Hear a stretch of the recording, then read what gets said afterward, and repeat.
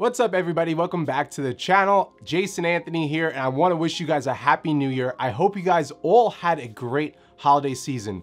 My holiday season was a little bit crazy, if you guys were wondering. If you haven't caught up with me on Instagram, I did have surgery, had a little bit of a cancer scare, but I am cancer free as of right now, and I'm truly blessed. Now, for today's video, we are talking about the rumors around the Sony a7000. Now, CES is going down right now as we're talking in Las Vegas. It started yesterday, the 8th. It's going until Friday, the 11th. And this is a convention where a lot of different electronic and camera companies like to drop some early stuff coming out in the first 2 quarters of the year. And there's a lot of talk around the Sony a7000, which will be Sony's newest crop sensor camera. Now, you guys are probably wondering, why would I want a crop sensor camera?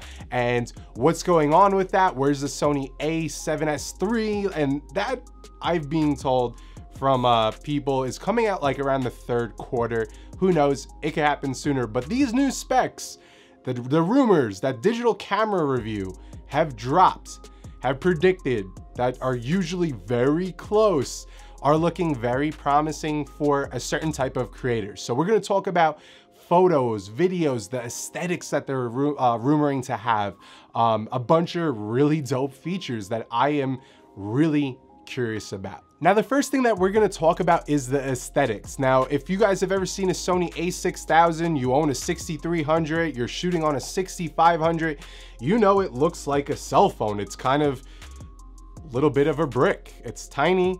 It has a little EVF off to the top left corner, and it looks like a toy. And no one really wants their camera to look like a toy.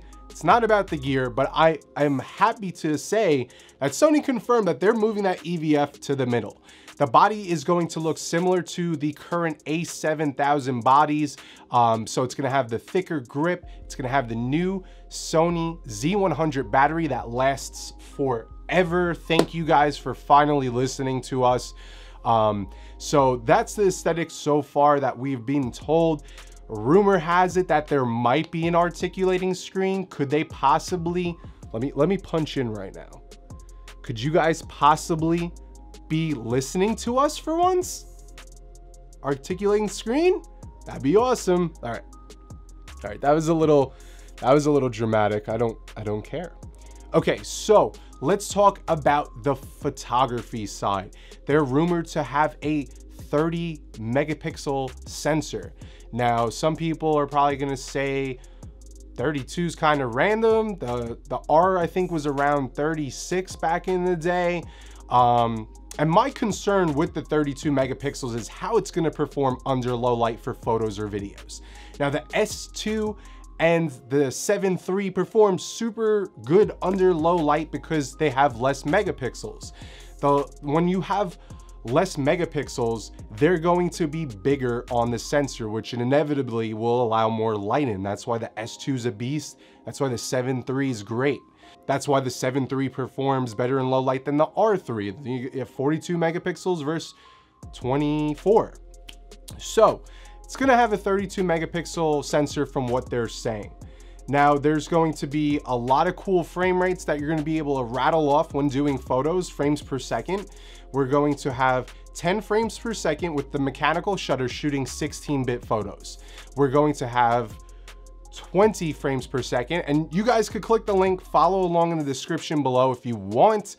It says 20 frames per second at 14 bits using the electronic shutter, and then 30 frames. All right, so it's like the a6000 rattling off a ton of photos at 30 frames per second, 12-bit, which is still great for photos. And that's going to be using a AEL AFCES. Don't know what that is. If you guys know what that is, let me know in the description below. Now, electronic shutter speeds are going to be all the way up to 1/32,000 of a second. That's going to be crazy fast. They're also saying the ISO performance is going to be 64 to 64,000, and it's only gonna weigh 580 grams. So it's gonna be a nice light body. Now let's talk about the video features. Now, with Nikon dropping 10-bit video in their cameras, and the X-T3, I believe it is, from Fuji, that's hitting the world by storm right now as a crop sensor camera. We expect nothing less as Sony shooters to have 10-bit and 4K 60. Now there's a catch, and I have a question. It says 4K 60p, thank you, if this is true, 10-bit, awesome, super 35mm video. Now what does that mean? Are you telling me that we have a crop sensor that's gonna crop in even more like the Canon M50? Does that mean my 16mm G Master lens is now going to be 48mm when I'm shooting 4K 60? So that's a question that I have.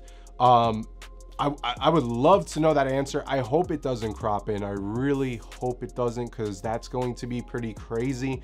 And then they're saying 4K, 24p, 10-bit, 30p, 10-bit. It's going to be 241 WDR movie. Hopefully it's like 421 or 422. That would be really insane. I don't know if it's gonna happen, but I would love to have a little bit more play with my footage.